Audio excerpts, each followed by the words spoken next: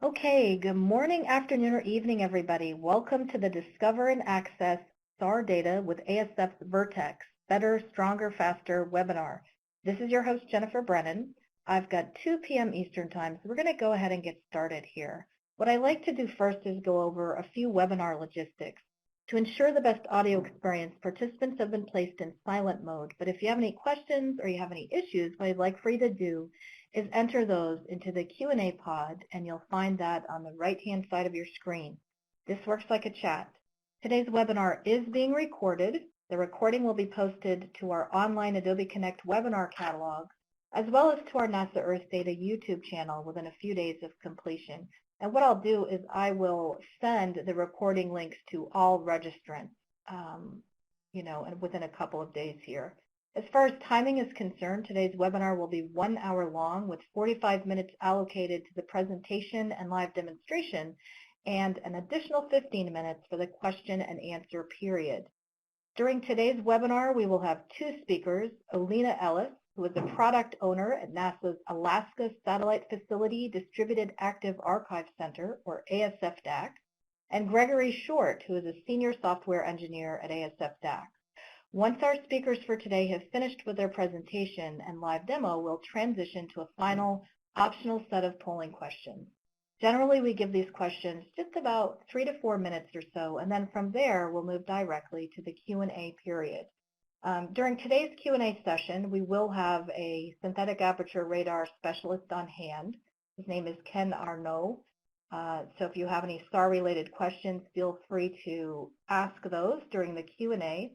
And I also wanted to note that there may be some questions that require us to follow up with you. I'll have our speakers follow up directly with you offline. So not to worry, any questions that are logged, if we don't get to them, we will most certainly follow up with you offline, okay? And depending upon the volume of questions that are received, we will extend the Q&A period an additional 15 minutes from end time for those of you who may wish to stay on the line, with a hard cutoff at 3:15 p.m. Eastern. Okay, what I'm going to do next is pull up today's agenda. Hopefully everybody can see that. It should be up now. We will begin today's webinar with Alina Ellis. She will provide an introduction to the Alaska Satellite Facility Distributed Active Archive Center and also the Vertex tool. From there, our second speaker, Gregory Short, will transition to a live demonstration of the newly revamped Vertex SAR data discovery and data access tool. He'll walk you through some common data access paths and then also showcase some of the new advanced features of Vertex. With that, it is my pleasure to introduce today's first speaker, Alina Ellis. Alina? Thank you, Jennifer. Alaska Satellite Facility's mission is to make remote sensing data accessible. The ASF Distributed Active Archive Center, or ASF DAAC, operates the NASA archive of synthetic aperture radar, or SAR data, from a variety of satellites and aircraft, providing these data and associated specialty support services to a diverse user community worldwide in support of NASA's Earth Observing System Data and Information System, or EOSDIS. We're here today to explore Vertex, ASF's data discovery and data search application, which provides users easy access to SAR data. Many data sets are offered through Vertex, including Sentinel, PelSAR, UAV SAR, RadarSat, and many others. We hope after this webinar you will feel equipped to further investigate Vertex yourself and experience the ease of using this data search tool. From here, we're going to have Greg Short give a tour of the new Vertex. Greg? Thanks, Alina, and thank you, Jennifer, as well. So welcome to Vertex. This is the Alaska Satellite Facility's data search application, and it is available at search.asf.alaska.edu. A couple things we're going to point out here before we dive in. Across the top of the screen, you'll notice this black bar says Earth Data. This has links to the other DAACs and also a feedback button. And I really want to emphasize this feedback button.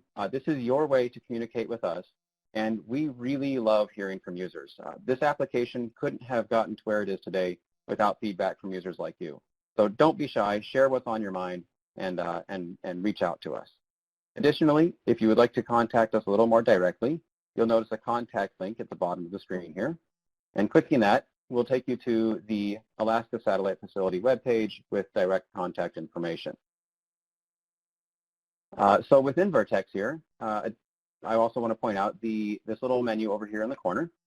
And opening that up, there are a few links, primarily the ASF website, and that will take you to our website. Here you'll find a lot of really good information about Vertex, the search API that it runs on, which is also available to users, SAR processing, interferometry, data recipes, news, updates, all sorts of stuff. So definitely take a look at that. There's a lot of good information there. And then lastly, Vertex focuses primarily on a certain format of SAR data, but we do have some other data sets that don't quite mesh with that. So there's this thematic data sets link available. And take a look at some of these data sets. There's some really good stuff in here we wouldn't want you to miss just because it's not front and center in Vertex here. So don't miss out on those. Okay, so let's take a look at searching for data. There are a couple things we have to do before we can actually find and download data. The most important being our Earth data login. So in the upper right-hand corner, you'll see this sign-in button. And clicking that will open up an Earth data login window. Now, if you're not familiar with Earth data login, this is a single sign-on system that lets you use the same credentials across multiple DAACs and applications. If you have not registered for Earth data login, you should do so. There's a link right there to do that. And if you have, you simply enter your credentials here and click login. Now, if you've never logged into Vertex using Earth data login before, oops, that's fine. You will need to accept a EULA and specify a study area. So I've logged in, and you'll see it now says G short, that's me. And if I need to log out, I can simply click on that and select the log out option. Okay? So let's do a basic search. The first thing we want to take a look at is the search type up here on the left. Now, right now, I have geographic selected. I can click on that, and I see a couple options, geographic and list. We'll talk about the list search later on. For now, we're going to stick with the geographic search. Next, we have the data set. And if I click on that, I'm presented with a number of options. So I can see we have Sentinel, S1 INSAR. This is a collection of Sentinel-1 interferometric products. We have SMAP, UAV SAR, LSAR, RadarSat, ERS, and this includes both ERS 1 and 2, JURS, AirSAR, and CSAT. And you'll notice next to each of these there's a date range listed, and that's simply the operating time frame of the mission. So here we have AirSAR from 1990 to 2004. If we go back to Sentinel, we can see it is 2014 and ongoing. And if you need more information about a certain data set, just click that question mark icon next to it, and it will take you to our webpage with more information about the data set, the provider, the data specifics, and so on. Okay, so let's head back to Vertex. So I have geographic search selected. I have Sentinel-1 selected. And I'm going to take a look at the Bering Strait off the west coast of Alaska. Maybe I'm doing sea ice tracking. So in order to specify an area of interest around that, I simply click once to start a rectangle and click again to close the rectangle. Okay? If I look up here by the search button, I can see a preview of how many results my current criteria will get. Right now I'm looking at just shy of 10,000 files. Now I currently have the search results limited to 250. I could increase that if I want, but for the purposes of the demo, we'll stick with 250. So I simply click search, give it just a moment, and we have some search results. So let's take a look at what we have there. You can see on the map we have a lot of different outlines. We have many different scenes here in our search results, and those scenes are listed out here in this left-hand column. If you look at the top of the column, you can see we have 61 scenes with 250 out of almost 10,000 files. Now each scene can have multiple files, which is why there's a difference in those numbers. If we take a look here at the list, we can see a list of scene names. Here's the actual scene name for that particular item. And if I need to copy that for use elsewhere in another program or something, I could click this copy scene name icon. Additionally, there is a timestamp here. We have a date and time for when that particular scene was captured. And if I'm having trouble finding that scene in my search results here on the map, there's a little zoom icon here. I can click that and it will zoom into that scene. Additionally, we have a a button to add scene files to a download queue, and we'll talk about the download queue in just a little bit as well. So the scene detail column here in the center, again, we have that full scene name listed out, and I can copy that there if I need to. We can see it's from Sentinel-1, and clicking that will take you to the same info page for Sentinel. We can see that it's C-band data, and then we have a number of metadata fields here. In the case of Sentinel, we have the start time, the beam mode, the path, frame, flight direction, polarization, and absolute orbit. This list will change depending on the data set you have selected. In this case, we also have a link to the ESA page for this particular data set. And then we have links to the baseline tool for interferometry. We won't be going into detail on the baseline tool, but if you reach out to us offline, we're happy to answer any further questions there. We also have a citation link in case you're publishing some work you're doing and you need info on how to properly cite this particular data set. And then we have a more like this button, which is just a convenience method we'll talk about in just a bit. Lastly, in this column, you can see we have a small preview of the data. And then on the right, we have a list of the actual files from that scene. In this case, you can see we have 6 files. And we can see there's an SLC, a GRD, an OCN, and a handful of metadata files for each of those product types. You can also see file sizes, and we have this little copy file ID icon. That will let you copy a file ID for this specific file. Now that's different than the scene name. It refers specifically to this file, and we'll talk about where you might use that later on in the presentation. So say I found a product that I would like to download. I'll use this metadata file for the SLC. On the right-hand side, I have a little download icon. And clicking that will authenticate through Earth Data Login, and it will grab the file immediately. So you can see here's the XML. I could use this then in whatever offline processing I may need to do.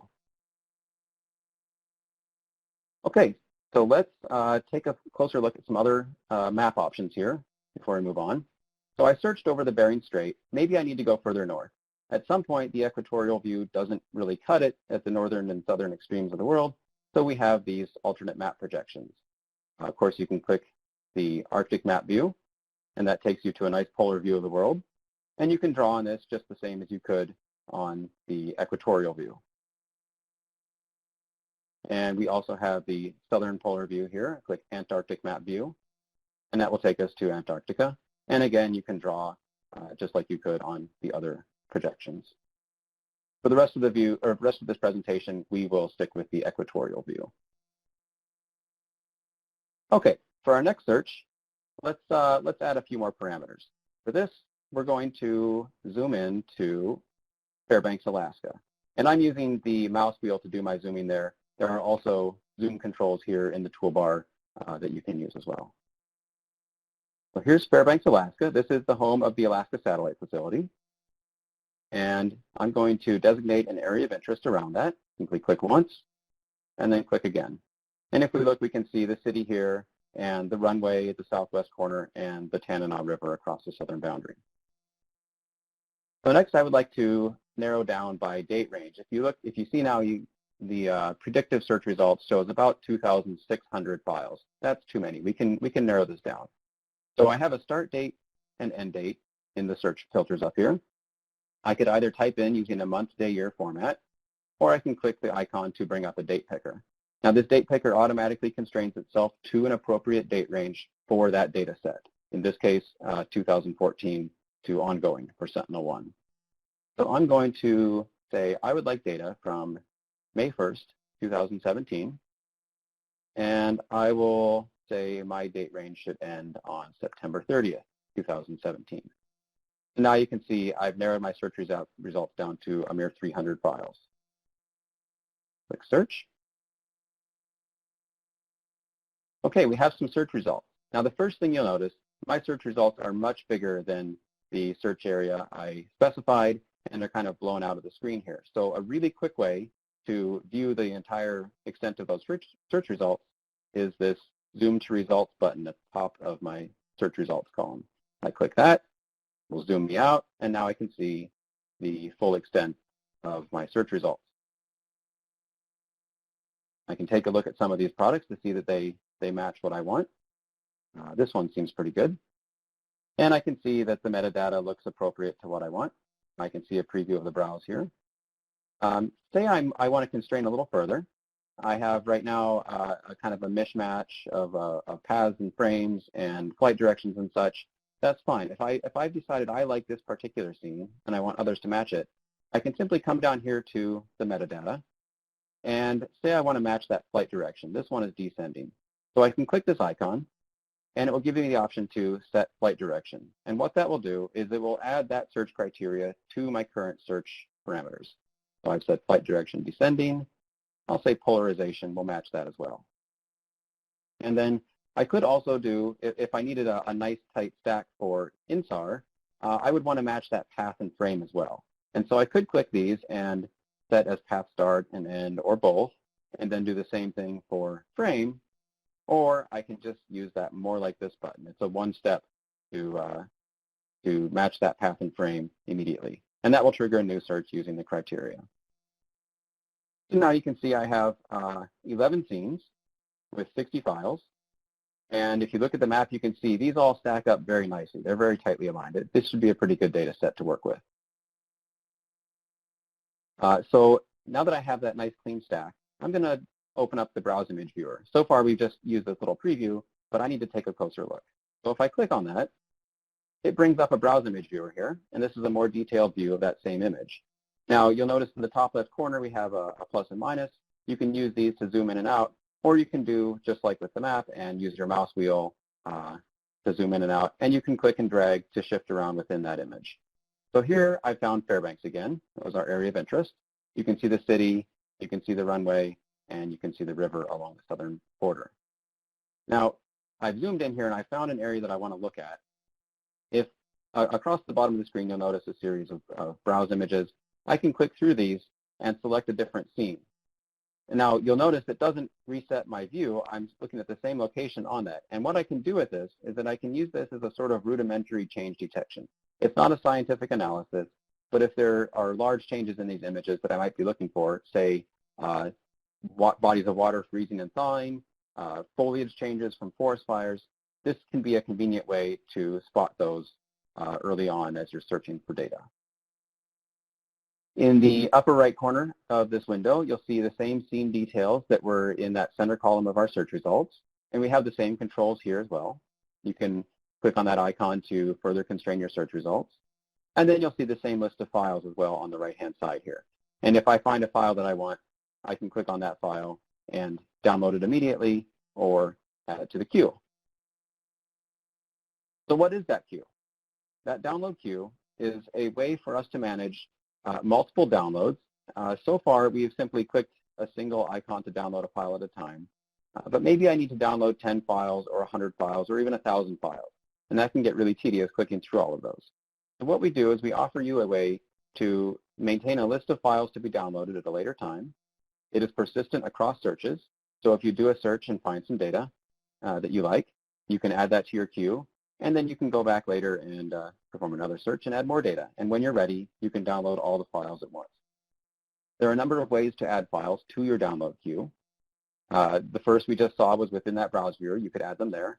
And you can also add them from this list of files here for a specific scene. You'll see on the far right, there's this shopping cart icon with a little plus. And if you click that, it will add that specific file to your download queue. And it indicates, you can see with a filled shopping cart, that that item is there. Maybe you need to add an entire scene, however, not just a specific file. So if you head over to the left-hand column and you spot that shopping cart icon there, clicking that will add all of the files from that particular scene to your download queue. And it also indicates how many files you've selected from that scene. In this case, I just clicked that add all files, and so we have 6 out of 6. For this other scene, it's showing 4 out of 6 because I've selected 4 of those files. Lastly, if I really like my search results and I just want to add everything, I found data, I love it, I want it all, at the top, there's this icon that will let you add all of your search results to your queue in one fell swoop. So here I can say add 60 files to queue, do that, and now they're all showing as being in my download queue. So to look at that download queue, if we head up to the upper right here, you'll see a shopping cart icon. Has a little badge on it that shows how many items are currently in my queue. Right now I'm showing 60. And if I click that, it'll pop open that queue for further examination. You'll see at the top here, I have 60 files currently for a total of about 65 gigabytes worth of data. Sounds pretty good. Looking at the list, I can see a list of scene names, the size of each product that I selected, and which product it actually is. Here I have an XML file, some metadata for an SLC. I have an SLC itself, a RAW, a GRD, and so on. On the right-hand side, we have the option to copy those file IDs. Again, we'll talk about what that might be used for a little later on. If I want to download a file immediately, just that singular file, I can click that download icon, and it will start pulling that file with my web browser. And lastly, if I need to clear a file out, maybe I don't want a file in here anymore, I simply click remove file, and that file will go away. If I've finished with my entire queue and I would like to clear it out, there's a button to do that in the lower left here. You can click that clear button, and that'll simply wipe it out. Now, if I did that in error, I wasn't quite ready to clear my queue, as long as I keep this window open, this panel here, I can restore that queue and bring it back. So what can we actually do with this queue? We have a couple options, the first being metadata download. So sometimes you don't want the files themselves, you want to download information about the files to do further offline processing. We have a few options for that. Among them are CSV, KML, and Geo JSON. So let's take a look at the CSV. This will just download a CSV file containing information about all of these files. So I click that CSV link, and you can see my browser. It pulled that file down. So let's go take a look at it. So here's my downloads folder on my computer, and I have ASF data pool results and a timestamp.csv. That is the information about what was in my queue when I exported that file. And if I take a quick look here, it'll take just a sec for it to load up. Oh, maybe it's not, there we go. Okay, so I have this spreadsheet now, and you could take this CSV and import it into whatever spreadsheet program you might like, say Excel or Google Sheets, or you could process it programmatically. And there's a lot of information in here, so that's a really good option for accessing that information quickly and filtering it according to whatever other needs you may have. And as I said, we also offer KML and Geo JSON, and Geo JSON is one we're finding a lot of love for in the community. A lot of third-party programs support that format, so we've made that available as well. So getting the actual data, we have a couple options for that. We have Metalink and the download Python script. Metalink is a file format supported by a few third-party solutions. If you're running on a terminal, ARIA 2 would be one solution that supports Metalink. There are also some browser plugins that support Metalink. And these just, it's a file format that lets you specify a number of files for download, and then your browser or tool that you're using would handle that. But our preferred option is the download Python script. And this is a service that ASF provides. It's a custom Python script that contains a list of all the products here in your download queue. And running that script will simply cause those files to be downloaded. It supports Earth Data Login.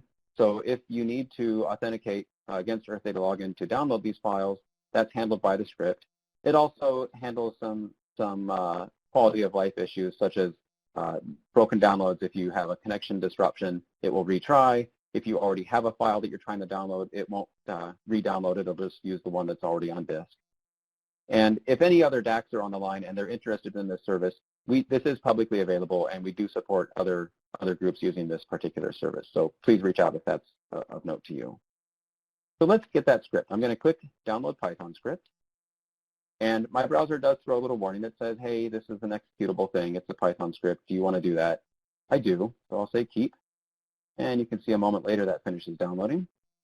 And we'll look at that in the Finder here. There it is, download all, and then the timestamp.py. So let's run that script. On Mac here, I'll move to my terminal. And you can see I am currently in my downloads folder. I list the files here. You can see there's that Python script that I just downloaded, as well as the CSV I downloaded previously. Now, if you're on Windows, you would need to probably install Python if you don't have it already. If you're on Mac or Linux, it should be available and ready to go. So to run that script, simply type Python and the name of the script. It says no existing URS cookie found. That means that you have not provided your credentials yet. So I will do so.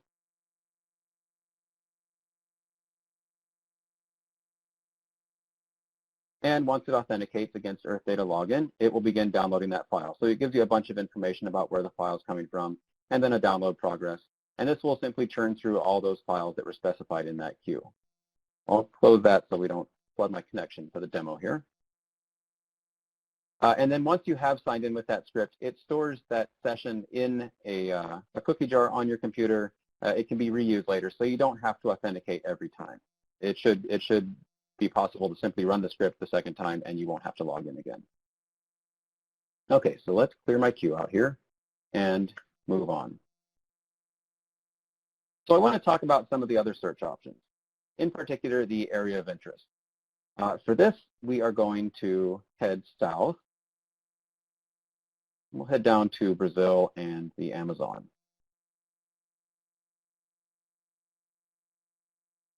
Okay, so far we've done the box. We've simply clicked once, and then a second time, and there's our search area. Now that doesn't really match Brazil very well, so let's do better than that. We have a few tools available. If you see in the toolbar here, we have a number of shapes. We have points, lines, polygons, and the bounding box, which we were using previously. So let's take a look at the point option. Click that, and then I simply click on an area of interest. Maybe I'm looking at the mouth of the Amazon. That's it. There's my point. You can see I get 1,300 files as a preview, and if I click search, I get a few products that match that area. Here we have some Sentinel, various products, as well as an OCN product, it looks like. Okay, maybe that's not quite sufficient. Maybe I'd like to do a little more extended search. Maybe I want to search along the length of the Amazon. So I select that line draw tool, and then I just start clicking. Each click adds another point to my series of line segments. And when I've reached the end of where I want to search, I simply double click, and I have a line that I can search along. So if I click search then, and you can see I end up with a bunch of search results kind of flowing along that line. Pretty good. Let's say I need to do a bigger area. I want to search Brazil. For this, I want to follow the geopolitical boundaries, and so I'm going to switch to a street view. Up here in the toolbar, we have satellite view and street view. I'll click on street view, and I get a more convenient view for tracking those boundaries. Next, I'm going to switch to the polygon view tool, or polygon draw tool. I click that, and then I simply start clicking. And each time I click, it'll add a point to the edge of my polygon. And these can be concave or convex. It doesn't really matter. They can't self-intersect. That's about the only requirement. And once I'm done drawing, I simply double-click, and it will close that polygon, and there's my search area. So you can see that particular search will lead to 200,000 some odd files. That's pretty good, but maybe I have some external data that I would like to import here and be a little more precise. So we have an import option. Up here at the area of interest tool, or control, you can click that and open this up. You can see a well-known text representing the search area I currently have defined. You could copy this well-known text out, or you could paste a well-known text in if you have one. But what I would like to do is import an area of interest. So I click that button, and it brings up a little panel here. And what you'll see is that we have a list of a few types of files that are supported. We have shape files, simply a bare.shp. We support Geo JSON, KML, or a zip archive containing all the parts of a shape file. That seems to be the common way to hand shape files around, since they're actually a collection of files, and so we accept a shape file directly. So let's import a file. I say select file. And here on my desktop, I have a few files I've set up previously. In this case, I have a Geo JSON file that has a polygon surrounding Brazil, hopefully a little more accurate than the one I just drew. So let's say open, and it lists that file there. And then we'll click this import button down here. Give it just a moment. And you can see we get a much better outline now. It's following the contour of Brazil a little better. And that could also have been a shape file or some of the other options there. The other import option we have, maybe we have a file that has multiple areas of interest. So I have a file that has multiple points around Brazil, just single points. It's a Geo JSON. It's not a polygon. It's a collection of distinct geometries. So I'm going to import that. So here we have Brazil multi, and this is just a bunch of distinct points within Brazil. Since Vertex does have the requirement that your area of interest be one continuous geometry, what it will do in this case is it will create a convex hull around those points. So here you see it's drawn a shape to surround those points. So maybe they indicate certain locations you need to track, such as corner reflectors or forest fires in particular, that sort of thing. This would then cover all of those points you've specified in that file. Let's import a slightly more complex example. So far, I've opened up that panel and I've clicked, import area of interest, and I've selected the files. That's not strictly necessary. If I have just the bare Vertex application open here and I switch to a Finder, here I have those same three files, and I'm going to grab this Geo JSON file. It is the Shovel Creek Fire just northwest of Fairbanks, Alaska. And I'll just drag that in here, and you can see that window pops up. I missed it. So we drag this file in here into that panel, and now you can see it's loaded that file in. I didn't have to go through the selection and everything. I just drag it onto the window. And I click import, and this will take a moment. It's a fairly complex file.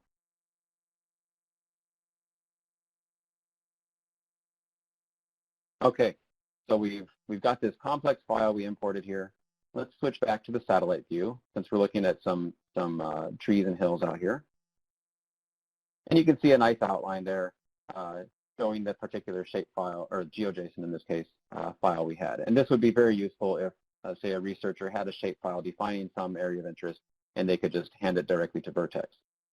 Now, maybe this outline isn't quite what I want.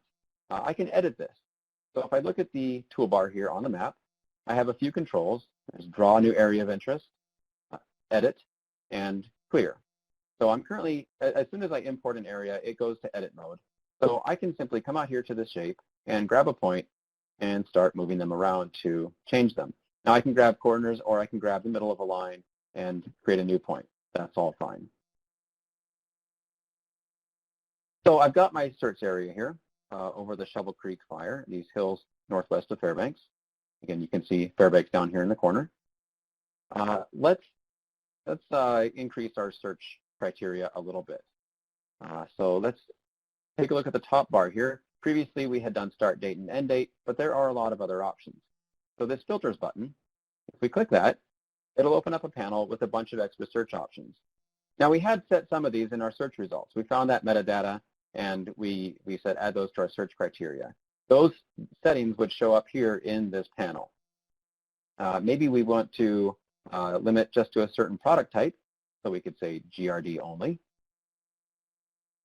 And maybe we want to limit to a certain season. So a seasonal search allows us to specify a repeating time within a year over the course of the entire date range we specified. So in this case, let's say I want everything from June something, 2014, through, we'll say present day, November 20. But I only want part of the year. I only want April through October. So if I click that seasonal search toggle, I get these two sliders. And what these let me do is specify a start season. So let's say early April. And then I can specify an end season. We'll say late October. That's a pretty broad season, but that's fine. So this means I will get any data between April 2nd and October 20 between this start date and this end date. So multiple years worth of data on that repeating season. And I can see down here at the bottom, I have a preview of about 150 files, 160 files. Search. All right, again, my search results, they are much larger than my actual area of interest. So I'm going to click that Zoom to Results button. And we can see pretty good coverage there. So we'll take a look at some of these images. We have some scenes here. We can pop open that browse viewer, and I could zoom in on that browse image. and determine whether or not it actually has the features that I might be interested in. We'll say this looks pretty good, so let's add everything to the queue. Now remember, in my search filters, I had limited myself to specifically one type of product, a GRD. So if that's what I need, I know that each scene in my search results will have exactly one file, this GRD file. So I want to add all of those. I'm going to use that Add All Results to Queue button. I click that. It says 161 files. Yep, I want them all. And I add them to the queue. And then I could open up that queue and download the metadata about those scenes or the data itself. Sounds pretty good. Okay, so now that we have a populated queue, we can do some other interesting things with that. Let's take a look at the other search type I mentioned at the very start of this. The top left corner here, we have the search type control, and we can take geographic or list. We'll take a look at the list search now. So if I click list, it opens up this list here, and I have two options for types of list searches I can do. I can search based on scene names, or I can search based on file names. And I've mentioned those copying scene IDs, or copying scene names and copying file IDs. Those would be used here. So for the scene list search, we'll just use the example that's provided. And there's a convenient little copy icon here. And I click in the field, and I can paste that list in. And you can see it has a list of 3 scenes that I would like to look at. And a preview again, that'll lead us to 12 files. So 12 files across 3 scenes, and we'll click search. And there are our 3 scenes with their various files. First one here, this is a Sentinel-1 beta INSAR product. And these are these pre-baked interferometric products. And if I pop that open, I can see a really lovely image of Hawaii. And I could download those files and use those in my own work. And again, so we're looking at Fairbanks right now, but I said this was Hawaii, so maybe I need to find that particular scene. I can click that zoom to scene icon right there in the search results, and I will zip down to Hawaii. Files are having a little trouble loading there. I can zip down to Hawaii and see where that scene actually is. Additionally, I have a Sentinel-1 product here I might like to go look at. Let's see where that one is. So that's back to Fairbanks. It's a nice image with Fairbanks centered on it. I pop that open. I can use that browse image viewer again. I can zoom in and find what I might be looking for. And there's Fairbanks with the runway and the river again. Okay. And then lastly in my list was an ALOS PAL-SAR image. I click on that, and I can click that zoom to scene button. That will take us down to Sitka, Alaska, which happens to be my hometown. And if we open this up, we can see the browse image for that particular PAL-SAR image with a really lovely volcano just off the shore there. So let's go look at the other type of list search. I mentioned that was a scene list search, but maybe we want to find specific files. So I will open up our download queue, actually, and using this button at the bottom here, copy file IDs, that will take the list of file IDs in my download queue and put them in my clipboard. I could also get those file IDs from search results here on the right or elsewhere. Well, let's edit that list. And we will simply switch to the file list search type and paste in that nice long list of products. And you can see it's already previewed that. It says that'll get me about 161 files, which matches what's in my queue perfectly. That's great. I click search. And then I can zoom to my results. And there are those items I had marked for downloading earlier.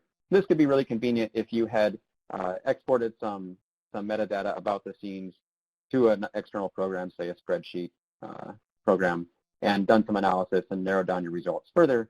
You could simply paste in the list of the exact scenes or products you want and find them that way. Okay, so let's clear this out and head back to a geographic search.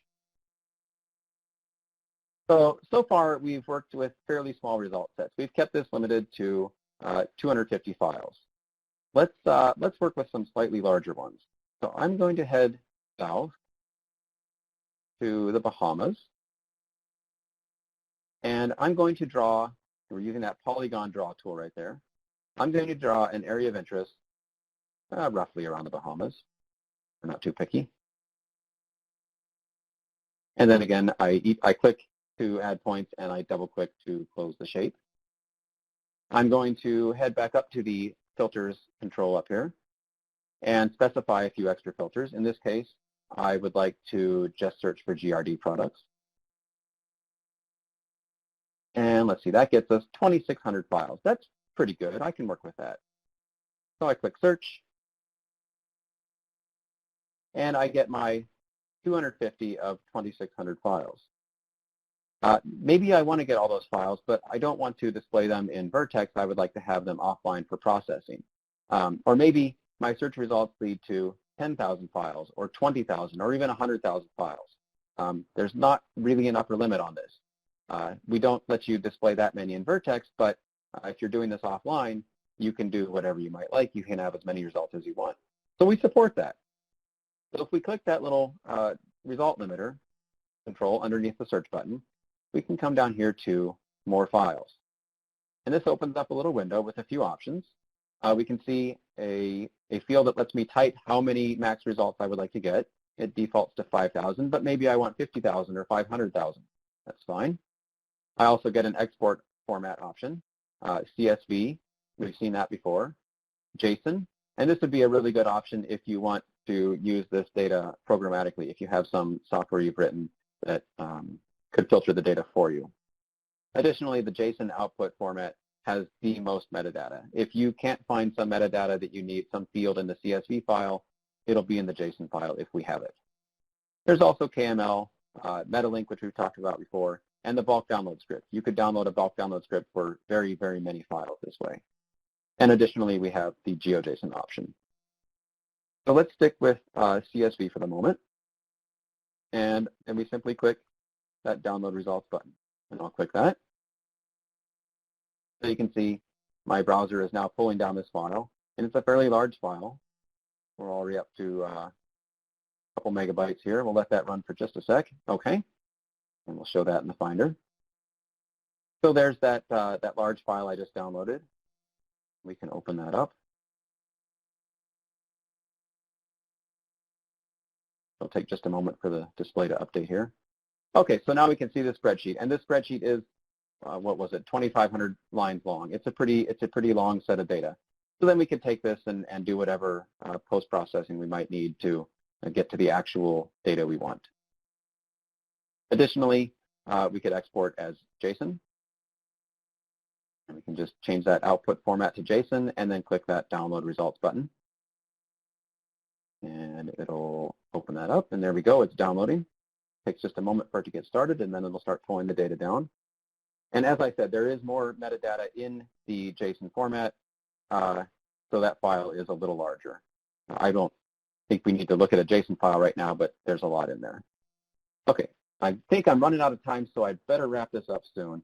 A couple last things here. You'll see in the middle of this window this kind of gobbledygook URL here.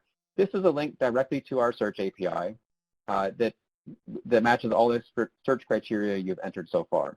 And if you would like to, you can copy that link, copy to clipboard, and then you could use that in, for instance, a command line scenario. So here I'm in my downloads folder. I'd like to curl those results. Maybe they're very large and I just want the results. So I type curl, and I paste in that URL, and enter. And this will reach out to our search API, and boy, oh boy, there comes some results. Okay? So you could use this programmatically. You could save that data to your computer and use it in some other program. You can also construct these API links yourself. There is a handy link here to the API documentation. And this is kind of the superpower user approach. We also have a lot of people that do nightly automated queries. If you have some data you want to search for repeatedly, you can do that. We have a lot of users that have cron jobs that run overnight. So you can make use of that as well. Okay, one last topic to hit, deeplinking.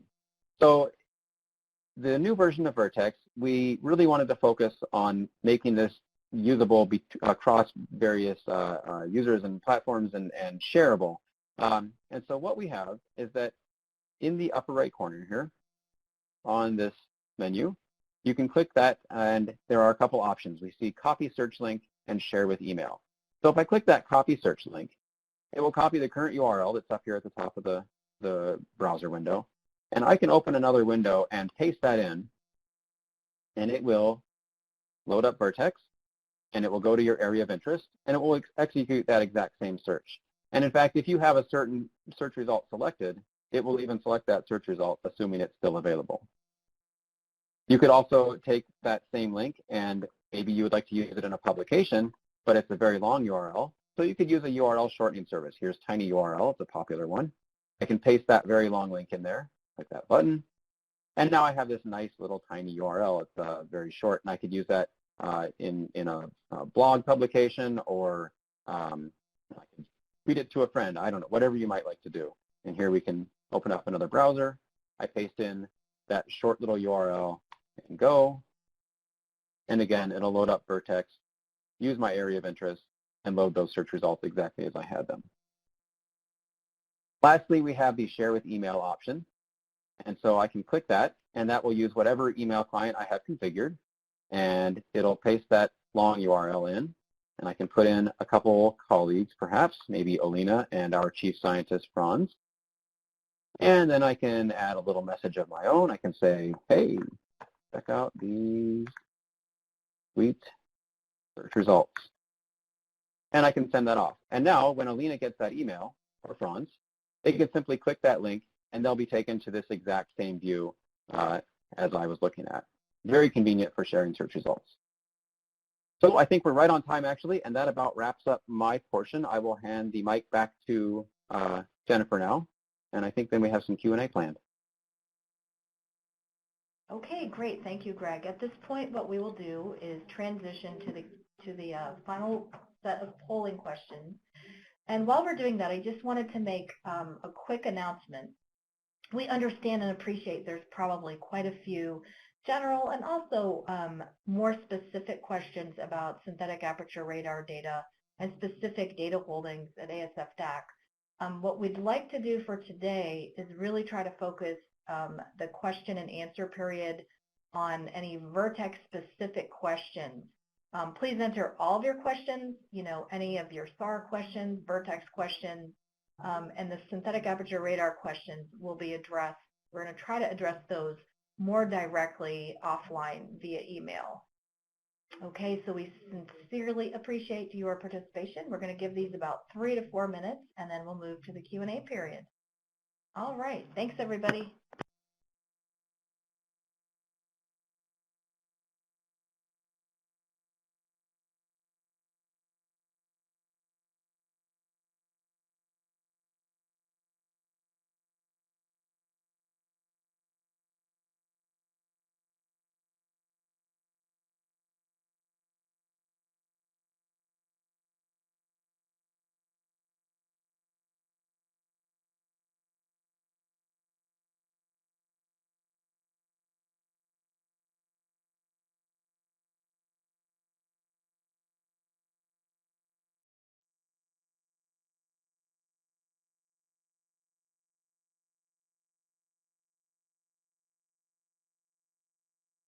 Okay, everybody, at this point, let's go ahead and transition to the Q&A period.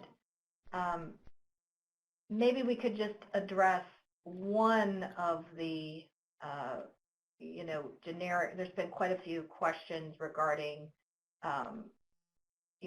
synthetic aperture radar resolution. We do have our Q&A panelist, Ken Arnaud, who is available. Maybe you could address that really quickly, and then we could move on to, I know that Greg wanted to address a question or a concern that was noted in the polling question responses. So could you speak to the resolution for the products, the range of resolutions and digital elevation models? Great, Albright. I'm with ASF too. So the DEMS are, the resolution of the DEMS is highly dependent upon the source. I mean, so you can, the DEMS that we use are typically SRTM DEMS and those are the high resolution DEMS. I believe they're 30-meter DEMS for the contiguous United States, and they're good from 60 degrees to north to 60 degrees south latitude. And then for Arctic and Antarctic locations, We use whatever's available in DTED 1 and DTED 3, and it just depends on what's available for public consumption. Now there are options and tools to use to get use higher resolution DEMS if the user can provide those, and we can discuss that with individual users if they'd like to discuss that in more detail. Okay, that sounds great. Concern about the screen real estate on smaller displays. Obviously, I'm on a fairly large display here. It's pretty comfortable. And we ran into this issue early on, and so we've spent a lot of time trying to address smaller displays. And one thing in particular, on the search results, if you see this little handlebar right here at the top, you can grab this and you can, whoops, double click. You can slide these search results down off the bottom of the screen to make more room on the map to play with those search results. Or if you'd like, of course, you can also make them much larger and blow those results up to fill your screen. Additionally, we've just recently made some changes to this application that make support on smaller displays, including mobile, much better. You can shrink this display down to a mobile size, and these filters all become available through the filters thing, and it's much smoother on a smaller display. So just for kicks, open up Vertex on your phone and let us know what you think. That's a brand new thing, and we're really excited about support for those smaller displays. Okay.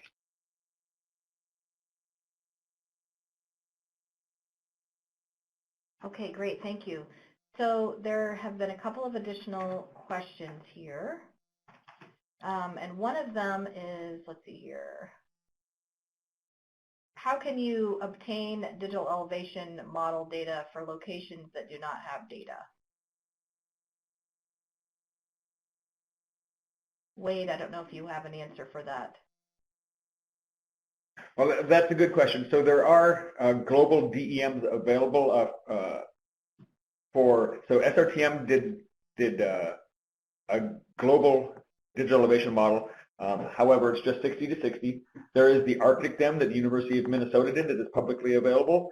And you can find it at Polar Geospatial Center's website. And that is just for the Arctic. But they're also doing a world DEM that will be released here in the next year, I believe. But there are, and other than that, those are the ones that are free and public. There are several commercial DEMs available. Tandem and TandemX, TerraSAR X has a commercial version, as does, there's an Aster DEM. I'm not sure if that's commercial or free.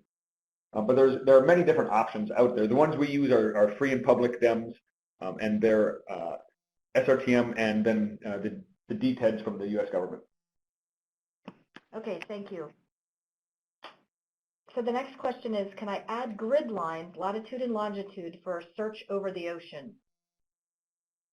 Yeah, so that's a great question. And it's not something we currently have, although I like the idea, I have to say. We do display your current latitude and longitude. If you look at that toolbar up here, it shows the current lat and long for your mouse cursor. So that might help you get to where you need to be with that. But in the future, I could certainly see us adding a feature with scaling lat long lines depending on your zoom level. That'll be one that Alina can write on her list. It's already there. Thank you. Okay, so just for some clarification, if somebody has sent a question using the feedback form on the ASF DAAC website during the webinar, that's a completely different interface from what we're doing right now. And so for an answer, you should be able to get a response to that once we have finished from the User Services Office at ASF DAAC. It's separate. It's not tied into the webinar, so I actually can't see what is being referred to, just for a clarification. Let's see here. Moving on to see if we have. All right. There's a question about NISAR. Are there any either geolocated images or quick look images available for download?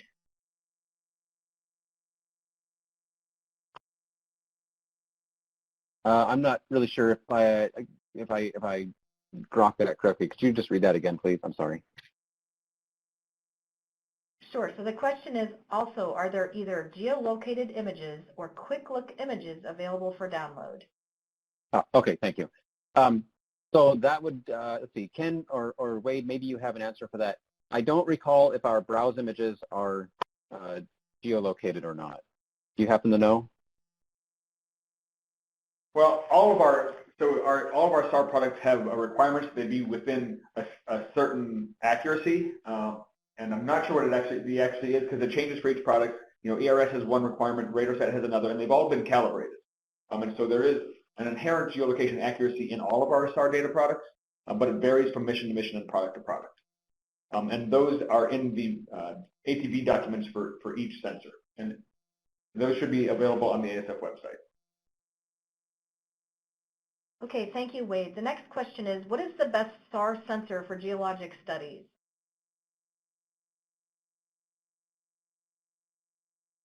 But I'm going to say that that's going to be dependent on exactly what you're looking for geological studies. I mean, we have different sensors. We've got C-band sensors that are smaller wavelength, and but for geological, for deformation, like subsidence, volcanoes, earthquakes, and things like that, the best results you're going to get are from interferometry. And you can do interferometry with many of the sensors. It just depends on what type of targets you're looking at, what type of soils, and what level of detail you're looking for. Okay, thank you, Wade. Our next question is, are you planning to expand the product database by some other than SAR data? So I guess to include more than just synthetic aperture radar data. Yeah, absolutely. So we've been, NASA has been talking with JAXA, and we are in the process now of acquiring Avenir 2 data, which is an optical sensor, much like Landsat, from the Japanese Exploration Agency. And we're hoping to make that available here in the next year.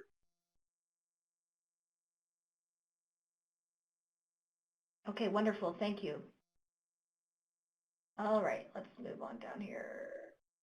The next question is, what does try cookie generation later mean when the Python script download fails?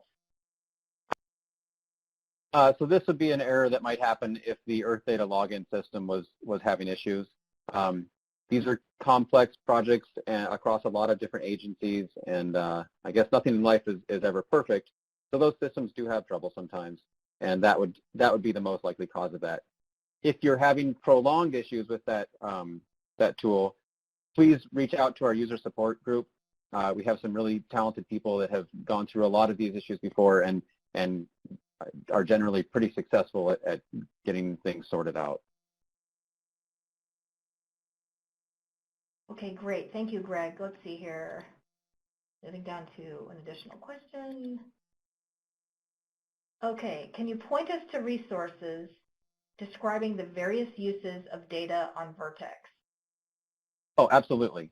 So as I mentioned during the presentation, if you click this info icon, it will take you to an info page on the website for a particular data set.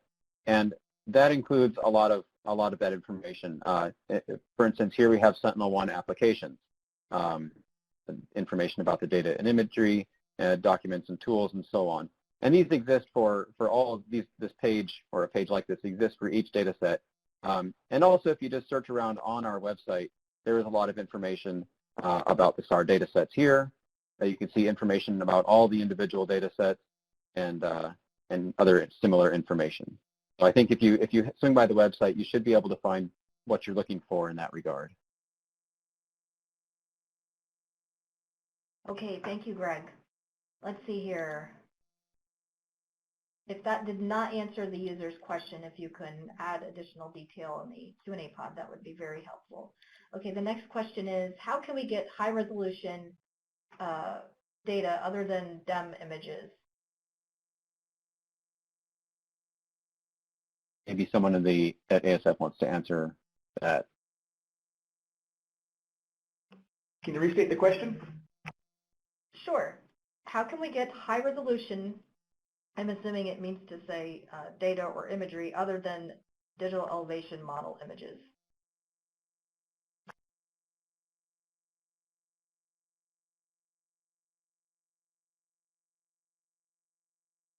Jennifer, I have puzzled looks in the room. I think we need more information because we know INSAR is a possible answer, but we're needing more information of how they're using that.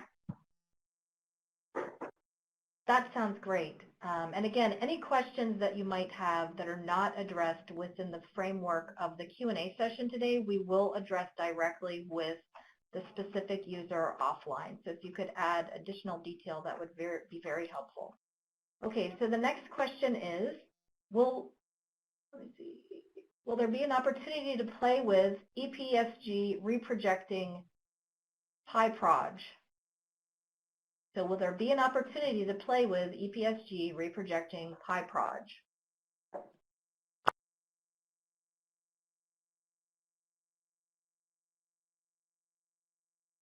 Nobody's going to jump in. That's outside of my wheelhouse, certainly. I was hoping that maybe someone in the room there could jump in. So I'm not sure that we really have a specific answer for that. We do not have a specific answer. If you could have that user email us, that would be great, Jennifer. Of course. All right, so an additional follow-up question on an earlier inquiry. How about the geologic studies? What is the best synthetic aperture radar sensor for deformation of the surface, for example, during an earthquake or volcanic explosion?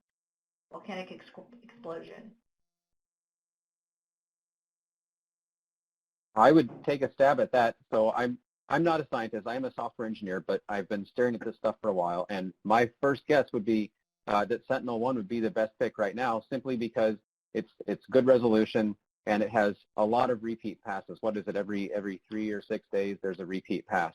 And so you get a good frequency of data for doing that INSAR work or time series and similar. So unless someone in the room there at ASF wants to correct me, that would be my best guess there as to what would be quote unquote best in this scenario. Yeah, it depends a little bit whether you're talking about a study with recent data right now, or if you're looking for an event that actually happened in the past. As Greg said, is the best thing at the moment out there in terms of repeat parts and coverage is probably Sentinel. But there's obviously work that has been done with say ALOS Pulsar. But that is then a question of what kind of stuff are you really looking for? It's like some things are easier seen with L-band versus C-band. But it really depends on, there's no recent L-band around, so if you're looking for something recent, Sentinel-1 is the one solution. And Jennifer, that's Rudy, who's one of our scientists here at ASF. Great, thank you for the answer. Okay, our next question is, any ALOS 2 data?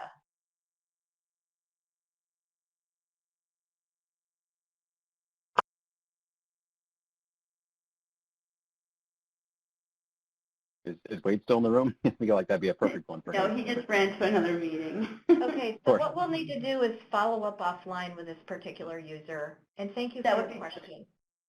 Okay, yeah, this is currently, I would say, not to my knowledge, but we will verify that.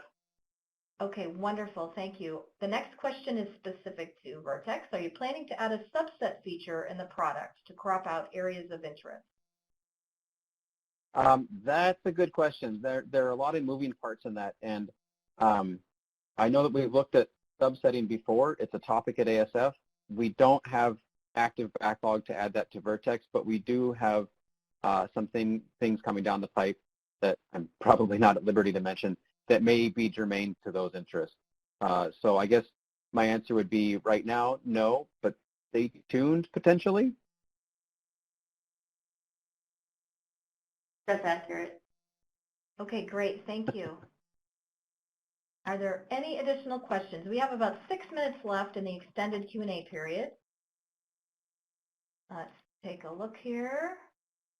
There have been a couple of questions regarding when the recording for today's webinar will be available. There's a little bit of post-processing. It usually takes me, a day or two. I expect to have this completed by Friday, if not sometime tomorrow. And what I'll do is I'll send an email to all registrants with both a link to the YouTube link on our NASA Earth Data YouTube channel, as well as the direct link And while we are here, you'll notice in the lower right-hand corner of your screen, there are links to additional resources. So you have links to the ASF data recipes and tutorials, SAR frequently asked questions. You'll find that first link. Also links to INSAR and baseline tool resources. And then there's a link directly to,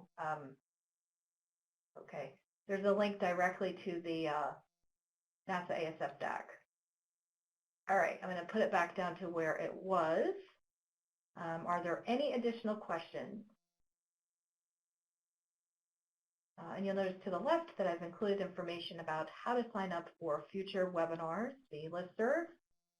In fact, we've held a couple of synthetic aperture radar webinars in the last year or so, providing more of an introduction to the various types of data products. So you can find that on our YouTube channel. And also feel free to email me with any questions. If that is a question that needs to be forwarded on to the User Services Office at ASF DAAC, I'm happy to do it. Otherwise, again, you can contact them by emailing USO at asf.alaska.edu or support at earthdata.nasa.gov. Okay, here is actually an additional question. Thank you for that. Will you add any possibility to see information about coherence? I think that's going to depend on the data set and whether that information is available as part of processing. It's something we've talked about before in regards to INSAR and baseline work, but I don't know that we have current plans to add that in at this time. Okay, thank you, Greg. Are there any additional questions? All right, we do have another question. Where can I get the information about the 2 raw data used to produce a Sentinel-1 INSAR beta product? Rudy, do you maybe have an answer for that? They should be actually mentioned in the metadata that comes with it, but that's as far as I remember. The only other way of indirectly getting those is like the naming scheme of the product, I believe, contains the timestamps of both acquisitions, as far as I recall. So you might be able to work it out from that. But the best point to start would be the metadata that comes with it. It should be in there. Okay, thank you, Rudy. Are there any additional questions?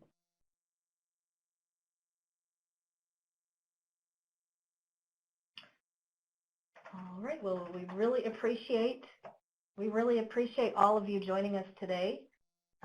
If there are no further questions, what we'll do is we will log off from the audio component and we'll leave the virtual meeting space open so that if you have any general or even more specific SAR questions, please feel free to enter those into the Q&A pod, and we will be forwarding the log along to our speakers, so they'll most certainly be able to answer directly offline for some of these questions that have been asked earlier today regarding specific coverage and so forth.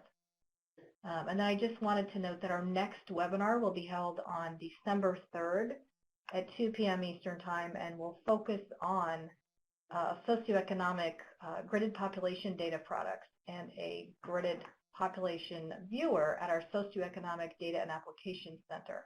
So be looking for an announcement on that on our Adobe Connect catalog, which I see is not listed here, so I'll type it into the Q&A pod.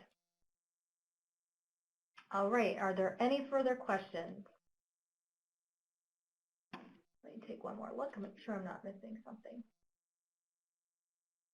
Okay, well, with that, we'd like to thank you again. Thanks to our speakers, Greg and Alina, and we will log off from the audio component, and I'll leave the virtual meeting space open in case you think of something that you would like to note to be addressed offline.